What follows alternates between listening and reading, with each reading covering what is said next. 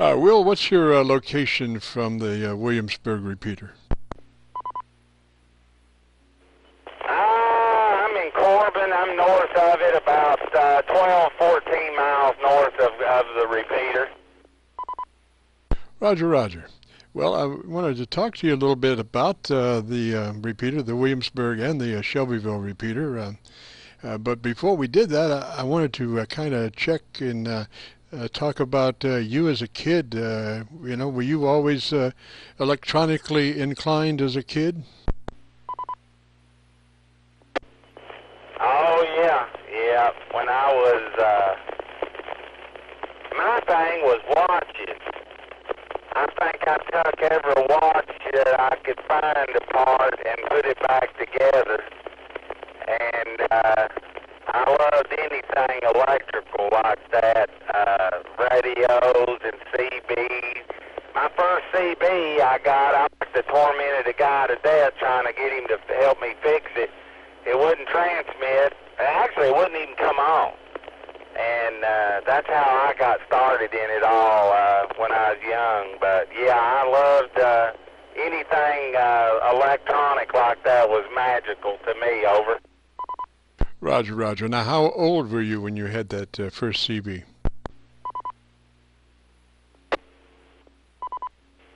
I was about 10 years old.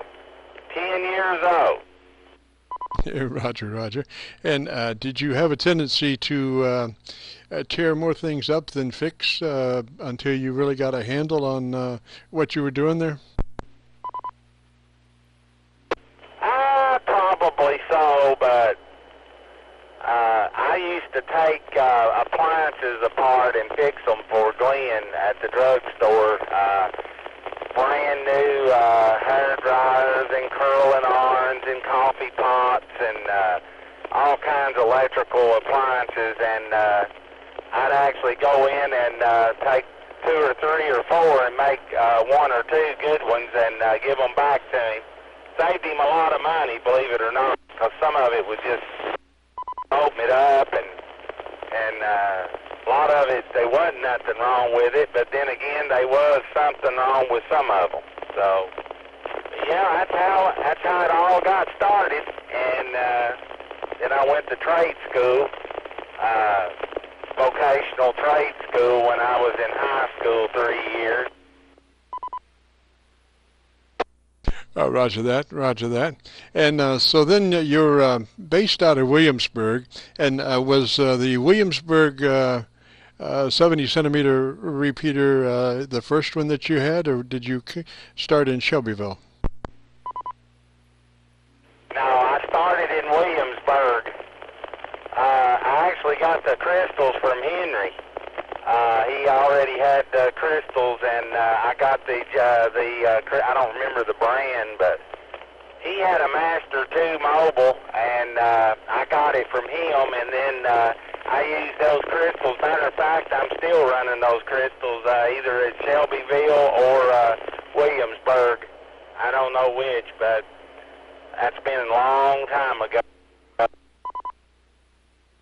Roger that, and just to reiterate, we are talking with WILL-KB4PTJ, and he does have the Williamsburg repeater. And about how many years was there difference from when you started on the Williamsburg repeater and then you came along with the Shelbyville repeater and tied them together? There was about 5 years, between that. Roger. And the concept of putting both repeaters on the same frequency, a lot of people would say, whoa, how does that work? But it works fairly well, Roger. KB4PTJ. Yeah, it used to be RF linked. A lot of people don't know that. Before the computer I.R.L.P days, we had a Irvin repeater. I had one in Irvin, 442-900. And we done full duplex in-band links. Used the UHF links, full duplex links. You could talk and it would hear at the same time. I run a 4-channel voter on both ends, and it did vote. You could be in the middle, and it would select the quietest receiver. Those voters are still on the rack. I'm just not using them. Roger, Roger. I had thought about using a voter in one of the repeaters up here. I thought it would be a really neat idea, but never got any support for it. Well, anyway, so you had these two repeaters, the Williamsburg repeater and the Shelbyville repeater, tied together with another 70-centimeter radio and a repeater system, and then I.R.L.P came along, and so you switched over to that, Roger. Oh yeah, yeah. I actually had bought the I.R.L.P boards, and I'd had them for several years before I ever got around to building the nodes, and I had to get some help with that. But yeah, it was a long, drawn-out thing. But hey, it's been very reliable, man. The I.R.L.P has. I've had my ups and downs with certain ones, but it works. Oh, Roger, Roger. And between your two repeaters, you cover. Well, let's take Williamsburg. Let's talk about the setup in Williamsburg. What is the repeater in Williamsburg? What is it, as in the frequency or the equipment? The equipment, Roger. It's GE General Electric Master 2 now. It was GE Exec 2 for years, and which is basically the same thing. The Master 2 has another, what they call cascade filter in it, that the Exec 2 don't have. And, but yeah, I run GE Master 2, TXRX duplexers, advanced research preamp, and that's about it. A CAT 1000 controller, a CAT weather receiver, a Doug Hall remote base, 2-meter mobile remote, 220 remote, 440 remote, and a 6-meter repeater tied into the same controller. And a full duplex link radio, which is still in the rack, that listened for Shelbyville coming down on the link radio frequency. Well, that was a full house there for sure. And I understand that the Williamsburg repeater is kind of hard to get to. Not too bad. I mean, it is, there's worse, believe me. It ain't too bad of a location. Just a lot of snakes and ticks in the area up there, but it ain't too bad. It's under lock and gate there at the bottom of the mountain, but they still four-wheelers get in up there. I've been broke into one time, and they stole a battery, an old battery that I wasn't using, and that's about it. Wow, well, that's pretty lucky. Can't argue with that. All right, let's move to Shelbyville. What's the equipment setup in Shelbyville? Okay, it is the same equipment. Master 2 GE, running a TPL HLM series amplifier with a built-in power supply, 48 volts, and basically the same equipment up there I'm running down here except the amplifier. GE at Williamsburg and factory GE, and up there it's the TPL, a lot nicer amplifier, more modern, and same brand duplexers and everything.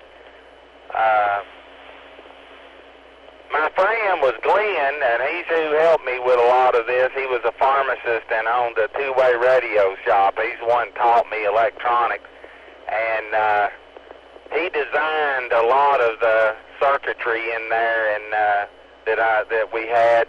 I wanted to know which receiver was active, so we built a flip-flop circuit that whenever that receiver come in, it flipped the macro, and in the macro we programmed the courtesy tone for that receiver, and it done it instantaneously. As soon as it it would send that courtesy tone to know which voter channel was being used. A lot of electronics circuits in that, but that's about it. Roger that. Now, what is the footprint of the Shelbyville repeater? I know I can hit the Shelbyville repeater from my bicycle as I tool around the park on the Pedway, some 56 miles on the Bofang to your repeater in Shelbyville. So what is the footprint of that repeater? The Williamsburg is at least, without any problem, when it's right, when everything is working right on it, a 50-mile radius anyway, and then you can work it further than that. 75 miles in spots, and I have worked it up to 100 miles out. That all is in conditions and time of the year or whatever, but it's got at least a 60-mile footprint around it, just the Williamsburg. And then, of course, Shelbyville, it's got a good one, too. You guys know more about it up there on it than I do. You're in Indiana, so I don't know how far you are from it, but it's got a pretty good footprint. Oh, Roger, I would say at least 70 miles, a 70-mile footprint for sure. I've used it from Lexington to E-Town. I've talked to a mobile from Lexington through E-Town on that same repeater, so it does have a great footprint. Now, they're both on the same frequency, 444.050. I'm talking about the Williamsburg and Shelbyville. So obviously, even though you do have separate PLs, there is an area right in the middle where the two come together. I went through that area, and I thought that no man's land would be a problem, but I went through that no man's land in probably about 6 or 7 minutes, and it transferred from one repeater to the other almost seamlessly, Roger. Yeah, it worked great. At one time, we actually was going to try to build a circuit that would synchronize that, a delay circuit on the audio to where you could get the audio. When it was RF, it did have a little bit of delay with RF, and that's the speed of light. So, we had it pretty much in sync, 0 beats, what I'm trying to say. And I think it works great, man. One little area where the heterodyne is, sometimes it's pretty bad, but I try to keep those things, the exciter transmitter crystal, I try to keep it zeroed. Every time I go to the side, I try to park it on 0 parts per million offset, so I can keep it, the transmitter dead 0 on frequency, but they'll still drift. Roger, and Will is, incidentally, he did drop out there just a moment, but he is in transit from the one place towards back to his Williamsburg area where he's working now. Will, where are you right now? I'm north of Williamsburg, about 7 miles, 8 miles north of Williamsburg, and that static was a problem with the jumper on the Williamsburg 050 repeater. Jury's supposed to come over and replace the jumper any day, and that static, that's what knocked me out. Roger, that's one of those times where you just as soon have gone back into history and used an RG8 jumper. Roger.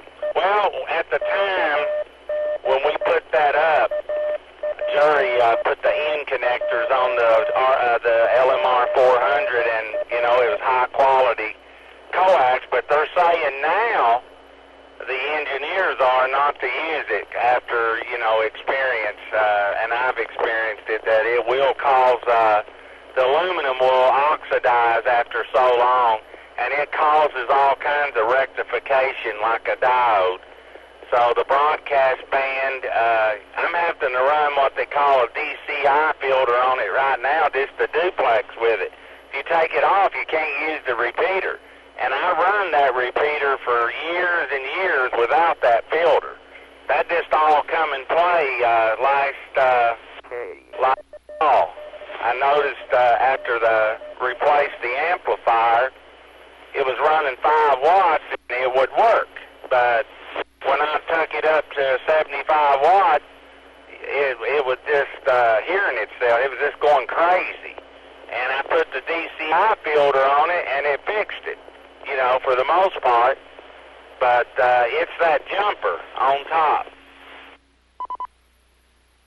Roger, Roger. Yeah, it's particularly annoying. Any kind of intermittent problem gets really frustrating when you know you have the problem with it, and then you know it's in not a real easy place to get to. It's not like walking in the next room and just changing jumpers. Roger. Roger. Yep. That's about the story on it, Jim. Been a lot of useful conversations that took place on the repeater over the years, and believe it or not, it came in handy through the ice storm several years ago. We run out of power, and the 911 system went down, and my repeater was all we had, and the guy that was just in there, Harold, KE4HON, WB4CTX, Harold worked at the ambulance service, and he was a ham with a handheld, and a girl wrecked and broke her neck, and they used the 050 repeater to direct traffic into the pickup zone for the helicopter. And a week later, a guy flipped a four-wheeler, and Harold used my repeater then to access the emergency people. So it has, so to speak, saved a few lives. Roger, Will, and we all really appreciate those two repeater systems. It is a system, and we really appreciate that, being able to have such a wide area of communications capabilities by having those two repeaters linked together. I wanted to touch real quickly as we close out on the 146-700. Can you tell me about that? Roger, yeah, the 146-700 is a Yaesu digital FM, but I'm running it in the digital only. And it has a 4-bay folded dipole commercial grade antenna for the amateur band at 110 feet or so on half-inch hardline. And it works slick. And I have YAGI'S on it too, RF'd in from another remote location. Don't have internet at the site, so I use it from my home, the YAGI'S node. And also, you know, the Middlesboro system, Ralph, AJ4G, it started off with Henry, WB4IVB. Me and Henry done this years ago. He had the frequency of 150, 444, 150 for years in Middlesboro. And we had it linked, Henry and I. So then Ralph ended up buying that system, and they reworked it and stuff, and he tied it in on I.R.L.P. But Middlesboro has also been in the picture for several years also. Roger. So now the system for the Shelbyville and Williamsburg, and what are the other towns involved in that link? Jonesville, Virginia, 442-550, I think is the frequency, and it is a RF link. The Jonesville to Middlesboro is a RF link, and Middlesboro is 442,325, 442,325, and it's at 3,000 feet in Middlesboro, Kentucky. And the other repeater, 44255, it's in Jonesville, Virginia. And they all use 100 hertz tone, just like all of my stuff except Shelbyville. I use 91.5 because it was causing chaos on the link. You're getting into both receivers with 100 hertz tone, and nobody could hear you, hear the conversation, if you know what I mean. Check in on the next Thursday night, 9 p.m. Roger, roger that. And I wanted to let you know that I copy the mail on that 146-700 digital up here in just 3 miles west of Louisville. So it's got a heck of a signal, Roger. Well, actually, you're here in the Brooks, Kentucky repeater. Brooks, Kentucky, just south of Louisville, has got the same repeater on the same frequency. They was actually there first, and that's what you're hearing. I mean, I'm sure you could possibly hear, they can work the 700 in Williamsburg from Georgetown. Odie can from his house, so it's got coverage too. I can work it mobile from Lexington coming down 75 any day, and but if you get over in Shelbyville, Louisville area, you'll key up the Brooks repeater over. No, I'm copying the mail on your 146-700. I know about Brooks, but I'm not using their PL. You know, I'm just copying the mail on you guys. I get about 2 lights on a Yaesu 2900, and I'm using stack 7s pointed down your way, Roger. Yeah. Yeah, but mine is digital only, so there's no PL. I'm sure you're listening on FM and just getting the signal, but yeah, it's digital all the time. It's never FM. I locked it in the digital mode. Now I am in the future. I am gonna switch out the Williamsburg first to 05 to the Yaesu Fusion DR1, and eventually Shelbyville will run mixed mode FM and digital. So that is coming soon. Roger, Roger, Will. Well, listen, I really have appreciated it, and thank you so much for your time and all the information. Roger, Roger. Roger, man, no problem. KB4PTJ down in Williamsburg. Appreciate it. 73.